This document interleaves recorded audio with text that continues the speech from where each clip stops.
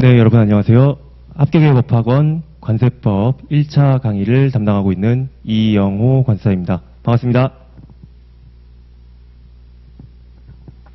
네, 저는 이제 7월부터 시작되는 합격의 법학원 관세사 1차 강의를 시작하게 되었고요. 기수는 37기이고 우리 합격의 법학원에서 좋은 기회가 생겨서 여러분들과 함께 수업을 할 예정입니다. 오늘은 이제 본격 수업하는 날은 아니고요. 지난번 41회 관사 1차 시험 관세법에 대해서 시험이 어땠는지 한번 총평해보는 시간을 가지려고 합니다. 오늘 강의 봐주시는 분들은 지난 시험을 보고 어땠는지를 복기하시는 분들도 계실 거고, 아니면 아직 관사 시험을 보기 전에 관사 시험이 어떤 정도의 체감 난이도고 어떻게 준비를 해야 되는지 1차 시험을 준비하고 계시는 분들도 계실 것 같습니다.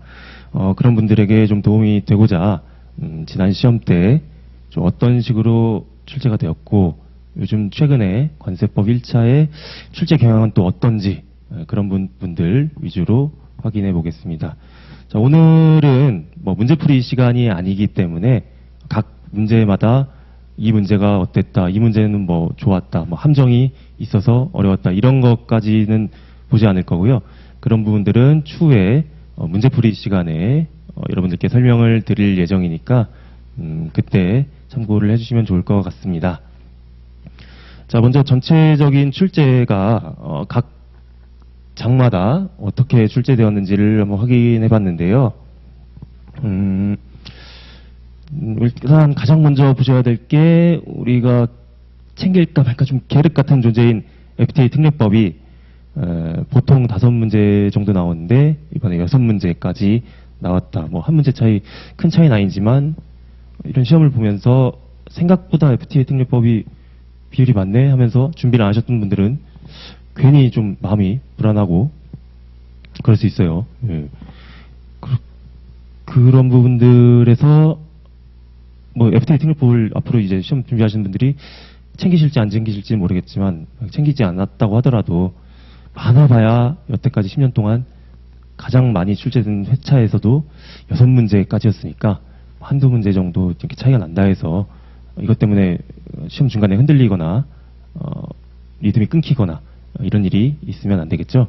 예, 그런 분들 많아봐야 한 문제 차이다 그 정도 생각을 해주시면 될 것 같고, 예, 늘 그렇듯 많이 출제되는 곳 2장, 3장, 9장에서 많이 출제가 되고 또 다른 파트에서도 골고루 출제가 되고 있었습니다. 어느 한 파트 버리기에는 많이 나오는 것만 다 한다 해도 16문제 20문제 그 정도니까 그럴 순 없고 당연히 모든 부분 다 공부를 해야겠죠.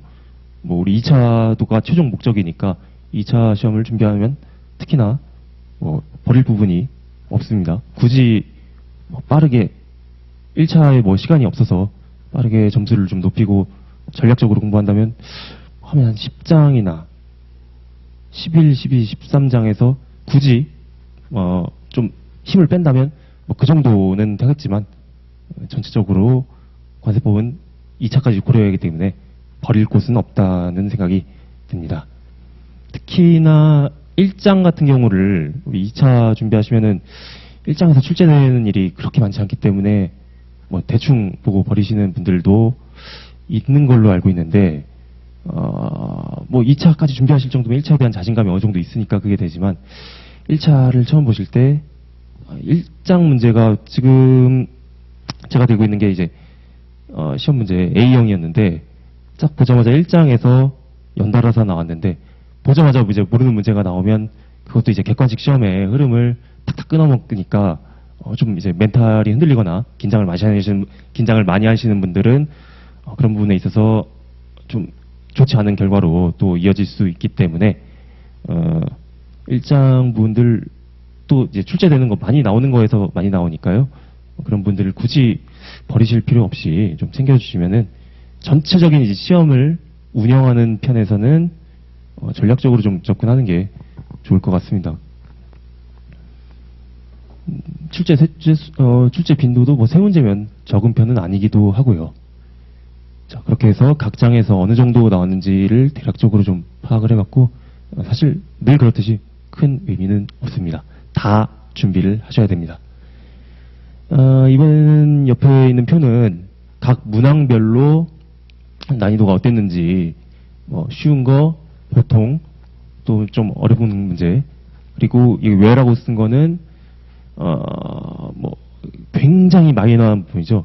뭐 기재사항을 쓰라든지, 뭐 위원회를 쓰라든지, 뭐 이제 관세법 공부를 좀 해보신 분들은 이런 부분들이 어떤 부분들인지 좀 감이 오실 텐데, 상당히 공부를 해도 효용이 안 나고 정리하기가 굉장히 어렵고, 하려면 할 수 있는데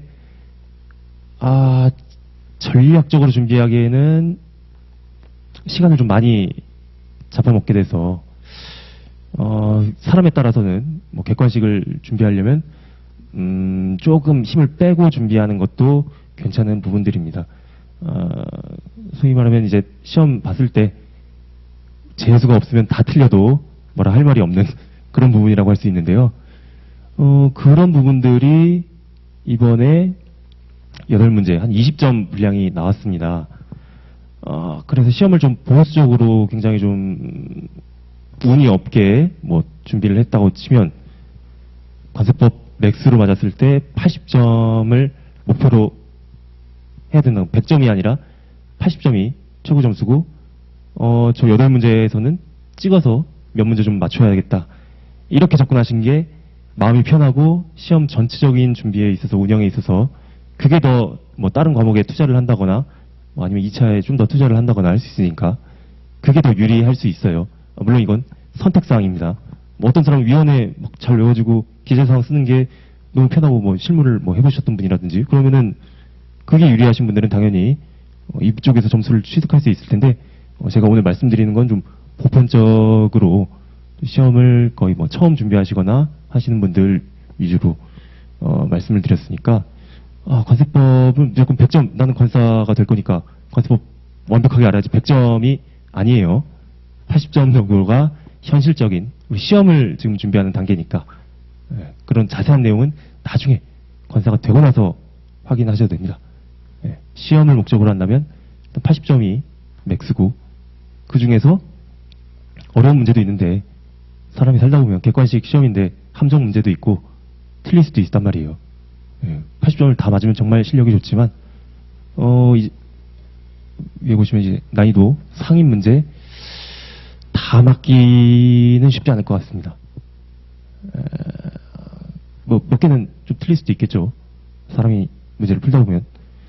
그래도 다 틀리는 건 또 너무 위험하고, 뭐 다 틀렸다고 해도 60점이라서 쉬운 거랑 보통 문제를 다 맞추면 60점 정도 분량이 될 것 같으니까, 그러면 꽈락은 면하지 않냐, 평균 점수는 맞춰주지 않냐 하지만 우리는 또 회계에서 많은 점수를 잃을 것도 고려해야 되기 때문에 좀 어려운 문제도 반 이상은 맞춰주셔야 좋을 것 같습니다.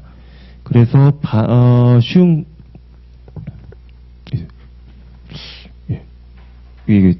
쉬운 문제, 중간 문제 다 맞춰주시고, 뭐 틀리더라도 뭐 한두 개 틀려주시고, 좀 어려운 문제에서 반 이상 맞춰주시고, 또 여기서 찍은 거 몇 개 맞춰주시면 한 70점대, 75점 안팎으로 점수를 맞아주시면 공부 열심히 했고 잘 점수가 나온 거라고 저는 생각이 됩니다. 물론 그 이상 맞으시면 더 좋겠지만, 너무 또 이제 관습법만 하다가 회계에서 꽈락이 나오면 안 되겠죠. 그런 것들 고려했을 때 한 70점대가 나오면 괜찮을 것 같다라는 생각이 듭니다. 옛날에 한 5년 전쯤만 해도 관세법 공부하면 80점 이상은 나와줘서 점수 메꿔주고 그러고 나와야 된다라고 그런 말도 있었는데, 요즘은 말씀드렸듯이 이런 좀 마이너한 문제들, 논외의 문제들이 비중이 좀 더 많아졌어요.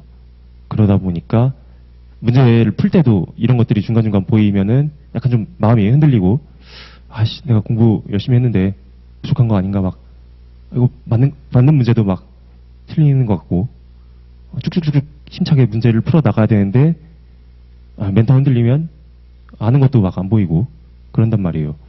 그러다 보니까 단순 점수 비중도 굉장히 높아졌지만 이런 거에 나왔을 때 흔들리는 경우가 좀 생길 것 같아요. 예, 그래서 체감상 더 어려워지고 점수 획득하기도 더 어려워지지 않았을까 하는 생각이 듭니다. 이런 부분들을 뭐 공부해서 채우면 좋겠지만 효용이 많이 떨어지니까 제 생각에는 시험 볼 때 최대한 멘탈 관리를 잘 해주시는 것이 오히려 점수, 높은 점수, 높은 점수라기보다 점수를 잃지 않는 것이 더 연결이 많이 될 것 같네요. 그래서 이런 요즘 문제들 어려워지고 있으니까 뭐 옛날 뭐 관세사 무슨 수험생 커뮤니티 이런 데서 관세법 80점 못 맞으면 뭐 관세사 접어야지 뭐 이런 그런 거 보고서 막 시험 보다가 흔들리고 그러지 마시고 요즘 시험은 더 어려워졌으니까 이 정도 내가 모르는 게 생기는 건 당연하다는 생각을 하고 문제를 좀 힘차게 리듬 있게 또 막 멘탈이 흔들리지 않고 준비하신 대로 잘 풀어나갈 수 있는 그런 훈련이 좀 되시는 게 중요할 것 같습니다. 자, 그렇게 하고 보이실지 모르겠네요. 밑에다가 아까 위에는 각 문제에 대한 총평 썼고 밑에는 전체적인 총평을 좀 드렸는데 아까 제가 말씀드린 논외 문제도 그렇고 첫 번째 글 보시면 뭐 지문 자체가 어려운 것보다 옳은 것을 고르시오에서 체감상 난이도를 좀 높게 해주는 문제들이 있었다고 했죠. 이런 문제들이 있으면은 문제 자체가 어려운 건 아닌데 객관식 시험이라는 흐름을 끊어먹는 일이 좀 있습니다. 제가 시험지 봤을 때 뭐 모든 문제 옳은 것을 고르시오가 몇 개, 옳지 않은 것을 고르시오가 몇 개 이렇게까지 체크는 안 했는데 이 A형 기준으로 제가 B형 시험지는 못 받았는데 A형 시험지 기준으로 중간중간에 옳은 것을 고르시오가 꽤 많이 보여요. 이러면 보통 이제 객관식 시험에서 옳지 않은 것을 고르는 게 옳은 것을 고르는 것보다 뭐 아닌 사람도 있겠지만 보편적으로는 더 시험 풀기가 더 용이하거든요. 맞는 말들 중에서 맞지 않는 것을 고르는 게 맞지 않는 것들이 잔뜩 있으면 맞는 말도 좀 이상해 보이기 때문에 그런 좀 멘탈적인 부분을 건드리는 것들이 이번 시험에서 좀 특징적으로 나타났어요. 그렇기 때문에 체감상은 제가 말씀드린 배점은 한 70점대 중반 정도는 맞아주셔야겠지만 체감상으로는 풀다 보니까 70도 안 나올 것 같은데 라는 느낌이 좀 들었을 수도 있겠다는 생각이 들더라고요. 근데 여러분들은 나중에 이제 시험을 지금은 아직 당연히 준비하시는 단계니까 부족하겠지만 시험장에 들어갔을 때쯤 되면 이런 부분들도 좀 주의를 해서 준비를 많이 하셨을 텐데 당연히 잘 풀고 있다라는 생각을 하고 쭉쭉 가셔야 됩니다. 시험장에서 아닌 것 같은데 하면서 가면 쭉 말리고 그런다고 해서 도움 되는 게 없습니다. 좀 어려운 느낌은 들지만 그래도 문제의 규정 같은 거는 그렇게 크게 꼬아서내고 이러지는 않는 것 같으니 그런 부분들에 있어서 흔들리지 않고 문제를 좀 객관식 시험이니까 그 기세를 가지고 문제를 푸는 게 중요할 것 같습니다. 그리고 아까도 말씀드렸던 뭐 위원회나 기재사항 같은 뭐 아니면 관세법 10장 같은 부분도 좀 마이너 하잖아요. 그런 쪽에서 모두 챙기기에 효용이 떨어지는 문제가 뭐 20점 분량이 있었다. 이것도 아까 첫 번째 말했던 것처럼 시험의 흐름을 끊기게 하는데도 영향이 있고 실제로 이런 것들의 배점도 점점 높아지고 있으니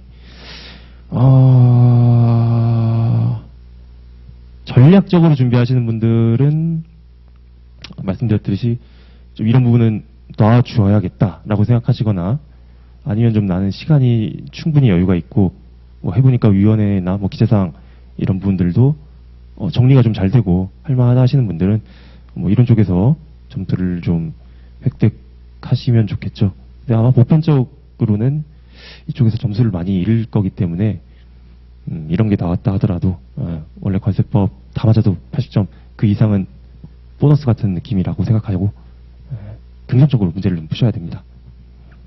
자, 그리고 마지막으로 제가 드린 게 아까 같은 이런 효용 떨어지는 문제와 FTA 등 그럼에도 불구하고 점수를 좀 더 많이 받아야 될 경우도 있을 거잖아요. 진짜 회계에서 꽈락을 40점을 넘길까 말까 간당간당하면 관세법, 뭐 무형영어랑 내국소득세법도 좀 한 60점 나올 것 같고 그냥 그렇다. 다른 거에서 채우기가 어려우면 관세법에서 많이 채워줘야 되니까 그런 경우에 있으신 분들은 이런 효용이 많이 떨어지는 부분을 챙길 것이냐 아니면 FTA 특례법을 좀 더 팔 것이냐 둘 중에 효용 떨어진 문제랑 FTA 특례법이랑 둘 중에서 자기한테 좀 더 맞는 걸 많이 하세요. 예. 둘 다 많이들 버리시는데 그러면 둘 중에 하나 둘 다 챙기는 건 뭐 100점 맞는 건 너무 욕심이고 효용 떨어지는 거나 FTA 특례법 둘 중에 하나 챙겨주시면 그래서 80점대 이상은 나올 것 같습니다. 저는 개인적으로는 FTA 특례법을 챙기는 게 좀 더 나을 것 같아요. 뭐 효용이 떨어지는 문제는 예를 들어 3시간을 투자하면 2문제를 맞출까라고 치면 FTA 특례법은 3시간을 투자하면 3문제 이상은 맞출 수 있을 것 같습니다. 또 나오는 곳들에서 많이 나오기 때문에 FTA 특례법 뭐 시험을 준비하는데 이제 다른 과목들과 한 비교했을 때 관세법에서 점수를 좀 80점 이상 맞아야겠다 하시는 분들은 선택하시고 개인적으로는 FTA 특례법이 좀 더 낫지 않나 생각이 듭니다.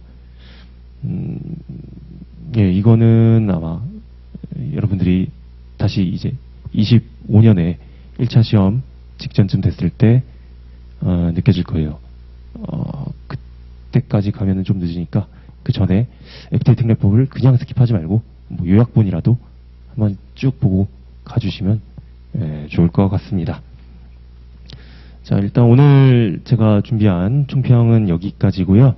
지난 시험 보셨던 분들은 굉장히 수고 많으셨고 뭐 시험 채점 했을 때 합격하신 분들은 2차를 또 열심히 준비해 주시면 좋겠습니다. 우리 합격의 법학원에 또 좋은 선생님들 함께 하고 계시니까 같이 준비를 해주시고요.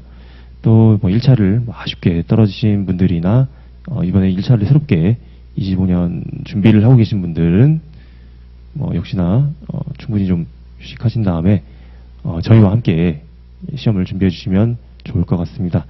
저희 1차는 7월에 기본 강의가 시작될 예정입니다. 그때까지 아직 시간이 좀 충분히 있으니까요. 뭐 2차를 미리 보시는 것도 괜찮을 것 같고 아니면 좀 1차만 먼저 준비하시면 해야 되는 상황이시면 뭐 충분히 좀 휴식을 취하시든지 하시면서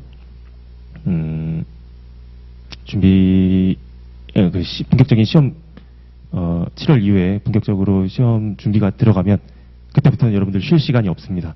그때부터 또 열심히 해주셔야 되기 때문에 마음의 준비를 해주시면서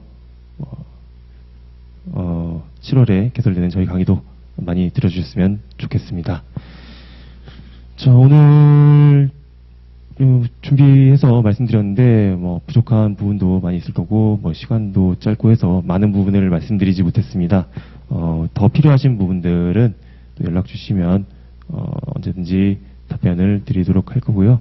또 개설되는 우리 강의에서 뭐 저에게 질문 주셔도 되고 다른 선생님들께도 도움을 요청하시면 필요하신 내용 언제든지 말씀드리도록 하겠습니다. 자, 그럼 이것으로 오늘 24년 40일의 관세사 1차 관세법 강의 총평을 마치겠습니다. 감사합니다.